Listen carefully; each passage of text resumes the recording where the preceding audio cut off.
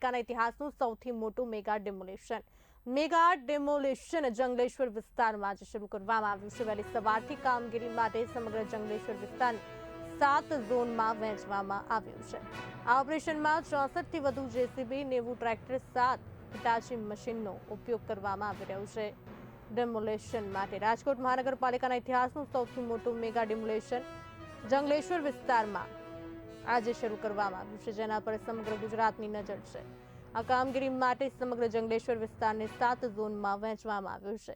દરેક ઝોનમાં વર્ગ 1ના અધિકારી, તકનીકી સ્ટાફ, સુપરવાઇઝર તથા ફિલ્ડ કર્મચારીઓની નિમણૂક કરવામાં આવી છે। આ ઓપરેશનમાં 64થી વધુ JCB, 90 tractor, 7 Hitachi, 50 breaker, 42 gas cutter અને 14 ડમ્પર સહિત 260થી વધુ મશીનો સાથે મનપાએ માઇક્રો પ્લાનિંગ કર્યું છે। સુરક્ષાના ભાગરૂપે 2500થી વધુ પોલીસ જવાનો અને અર્ધલશ્કરી દળો તૈનાત કરવામાં આવ્યા છે। અહીંયા અત્યાર સુધીમાં 1026 મકાનો લોકોએ જાતે જ ખાલી કરી દીધા છે, જ્યારે બાકીની કામગીરી પર 25 ડ્રોન કેમેરા અને 30 વોકી ટોકી સેટ દ્વારા ચાંપતી નજર રાખવામાં આવી રહી છે। તો આજે મેગા ડેમોલેશનની કાર્યવાહી રાજકોટમાં સૌથી મોટો ઇતિહાસનો મેગા ડેમોલેશન જંગલેશ્વરમાં દબાણો જમીનદોસ્ત 87,000 ચોરસ મીટર જગ્યા ખાલી કરાવવામાં આવશે। કંટ્રોલ રૂમથી મનપા પોલીસ કમિશનરનું મોનિટરિંગ। રાજકોટના ઇતિહાસનું સૌથી મોટું મેગા ડેમોલેશન। આ સાથે સૌરાષ્ટ્ર ઝોન હેડ કલ્પેશ ગોયલ જોડાઈ ચૂક્યા છે આપણી સાથે। કલ્પેશજી, રાજકોટ મહાનગરપાલિકાના ઇતિહાસનું સૌથી મોટું મેગા ડેમોલેશનની શરૂઆત થઈ ચૂકી છે, શું કહેશો? ખાસ વાત કરવા જઈએ તો રાજકોટના ઇતિહાસમાં સૌથી મોટું ડિમોલિશન કહી શકાય છે। વર્ષો પહેલા ડિમોલિશન થવાની વાતો ચાલતી હતી, પરંતુ ક્યાંક ને ક્યાંક રાજકીય અને અમુક લોકોના ઈશારે ક્યાંક આ ડિમોલિશન છે તે અટકી જતું હતું।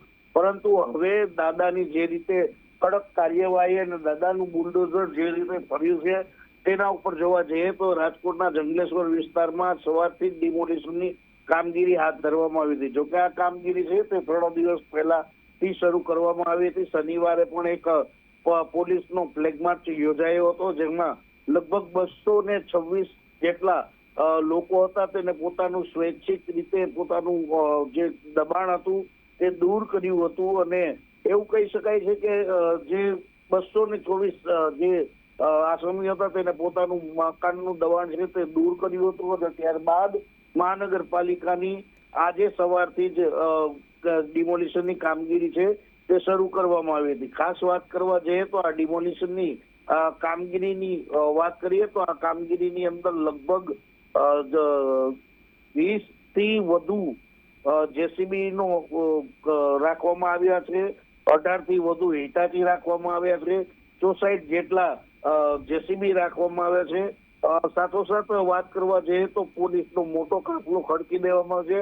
સાથોસાથ ડ્રોન કેમેરાની મદદથી તમામ જે ચાલતી ગતિવિધિ છે તેની ઉપર બારીકાઈથી નજર રાખવા એક કંટ્રોલ રૂમ પણ શરૂ કરવામાં આવે છે।